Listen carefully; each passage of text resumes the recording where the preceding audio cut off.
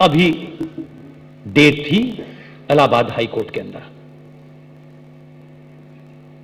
हमने जितनी हमारी शक्ति है, आप जानते हैं कि हमारे पास कुछ भी ताकत नहीं है सिवाय इस शरीर और वाणी के अलावा। हमने लोगों से कहा यार हमारी मदद करो इसके अंदर। तब मैंने हल्द्वानी में यह अपील की कि आप सब लोग जो जहां है सिर्फ इतना ही काम करें जिसमें हमको दिक्कत आ रही है कि हाई कोर्ट में, इलाहाबाद हाई कोर्ट में उसकी दूसरी डेट 16 जनवरी है। हम हर राज्य के आदमी से कह रहे हैं, ये पूरे देश पे लागू होगा कि आप एक काम कर दें कि जो हमारे जितने भी अकाउंट्स हैं सोशल मीडिया के, उसमें सिर्फ फेसबुक का अकाउंट ही वेरीफाइड है।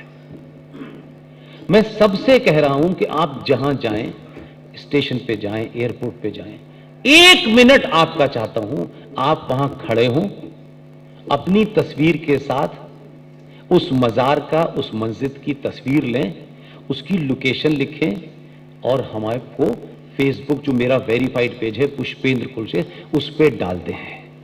वो इसलिए नहीं कह रहा हूं कि मुझे वो कागज चाहिए जिसका प्रिंट आउट लगा करके मुझे हर राज्य में रखना है। इस देश की व्यवस्था नहीं कर रही।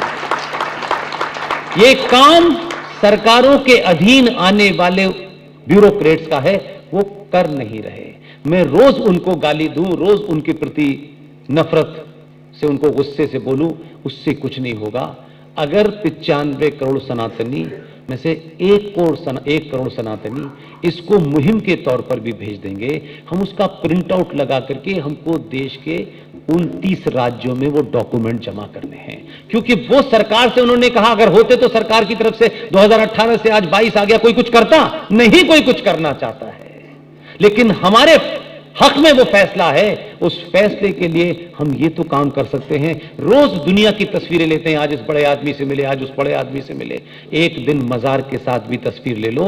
यकीन दिलाते हैं कि अगले 2 साल में इस देश के किसी सार्वजनिक स्थल पर एक भी मजार मस्जिद नहीं होगी। लेकिन इसमें आपकी मुझे जरूरत है। ये बात मैं किससे कहूं, कहां कहूं? न मेरे पास न रुपया है, न पैसा है, न मेरे पास संसाधन है। मैं अपनी बात इस तरह से रख सकता हूं जिससे आप इस बात से चेतन हो जाए। दूसरी बात, क्या खतरा मानते हैं आप इस देश में? कोई कहता है यूनिफॉर्म सिविल कोड आ जाए, कोई कहता है पॉपुलेशन कंट्रोल आ जाए। जिस देश में सुअर पालने पे सब्सिडी मिलती हो, पता ही बात आपको, एक तो सुअर है 4 पैर वाला, उसे पालने पे सब्सिडी मिलती है, और 2 पैर वालों को सच्चर कमीशन से 5,500 करोड़ रुपया दिया जाता है। आप जैसे बिजनेसमैनों के लिए यह सबसे बड़े न्यूज है, खबर है। अगर आपको पता नहीं होगी तो बता देता हूं।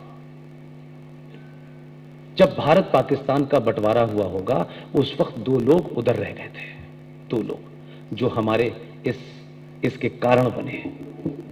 बाद में वो कब भारत आए मुझे नहीं पता, I am not interested in that. उसमें से 2 लोगों में से एक साहब 2005 में प्रधानमंत्री थे और दूसरे साहब दिल्ली हाई कोर्ट के चीफ जस्टिस होकर रिटायर हुए।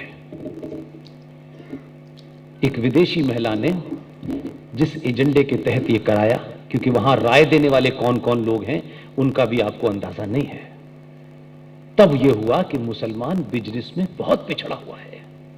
बेचारा भीख मांग के खाना खाता है। बिजनेस में हम मुसलमानों को कैसे आगे ला सकते हैं, लिहाजा दुकान खोली गई और सच्चर कमीशन नाम का एक कमीशन बना। क्योंकि चीफ जस्टिस साहब जो पाकिस्तान से आए थे, लाहौर से आए थे, जो कुलदीप नैयर की बहन के पति थे, जो बहुत बड़े पत्रकार थे, वो नहीं रहे। उन जस्टिस सच्चर साहब ने एक रातों रात एक रिपोर्ट पेश कर दी कि मुसलमान को बिजनेस में लाने के लिए मदद करनी होगी। और मुसलमान के बारे में नैरेटिव देखिए, मुसलमानों की हालत दलितों से भी बहुत खराब है, ये नैरेटिव क्रिएट हुआ।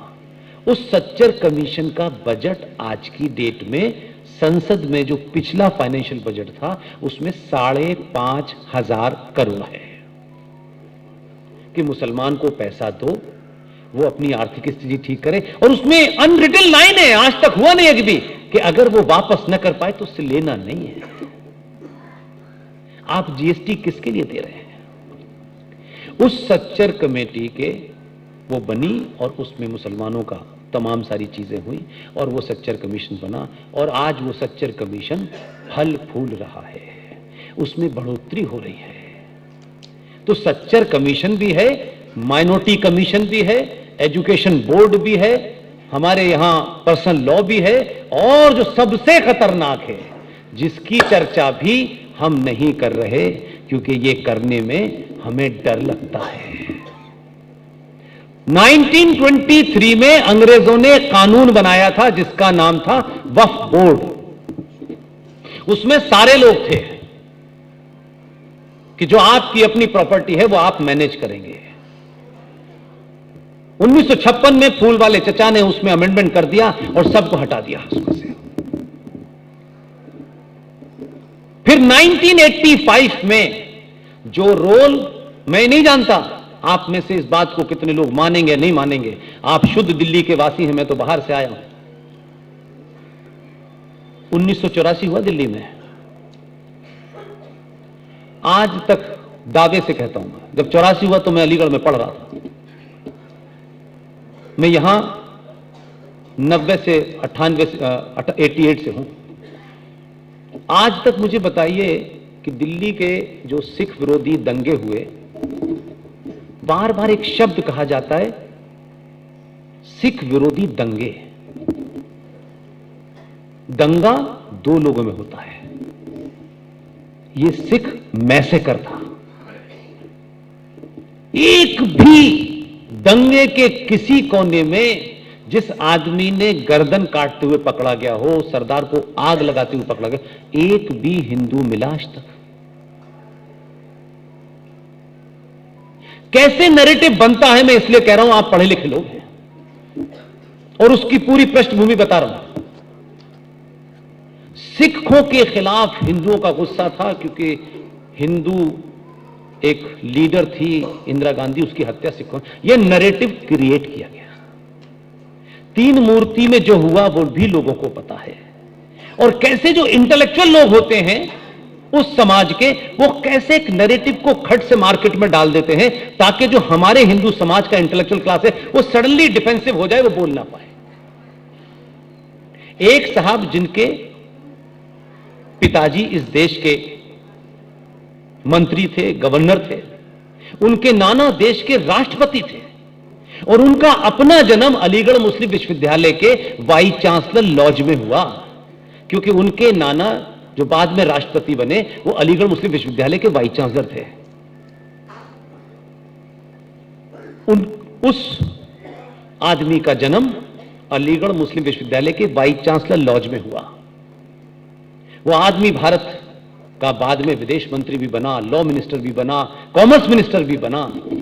उसने एक किताब लिख दी। 31 अक्टूबर 1984 को इंदिरा गांधी की हत्या होती है। विद इन 6 मंथ एक किताब मार्केट में आई खटाक से, और एक बड़े पब्लिशर के नाम से आई ताकि लोगों को लगे ओ बाप रे बाप। हमारे यहां तो इस बात पे भी तय करते हैं ना कि ये किताब छपी कहां है। ओ ऑक्सफोर्ड ने छापा है, तब तो फिर कोई बात ही नहीं है। और हमारा कोई रूपा छाप देंगे, अरे यार ये सब झूठ बोलते हैं। ये मानसिकता बन गई। एक किताब आई, उस किताब का नाम था India the restatement of Indian Muslims. उस किताब के पेज नंबर 242 या 252 पर एक पैराग्राफ लिखा हुआ है, बहुत खूबसूरती से डाला, और उसमें लिखा हुआ है ये किताब 84 में इंदिरा गांधी की हत्या के बाद आई। एक पढ़ा लिखा मुसलमान जिसकी पत्नी क्रिश्चियन है, जिनकी बहन ने हिंदू से शादी की है, जिनके नाना राष्ट्रपति थे, पिता इस देश में गवर्नर भी रहे, कई बार मंत्री भी रहे, वो भी कई बार मंत्री रहे और सुप्रीम कोर्ट के बहुत बड़े वकील हैं, लॉ मिनिस्टर कई बार रहे। ये उनकी लिखी किताबें हैं। उस किताब के उस पेज नंबर पर 4 लाइनें लिखी हुई हैं और उसका आपको तर्जुमा, ट्रांसलेशन बताता हूं। उसमें वो लिख रहे हैं कि जिस वक्त हिंदू सिखों का कत्ल कर रहा था, उस वक्त भारत का मुसलमान बहुत संतुष्ट था, मुतमईन था, सेटिस्फाई था, इसलिए कि इन्हीं हिंदू और सिखों ने 1947 में मुसलमानों को मारा था। एक नैरेटिव आ गया इंटेलेक्चुअल की तरफ से, उस आदमी का नाम है सलमान खुर्शीद।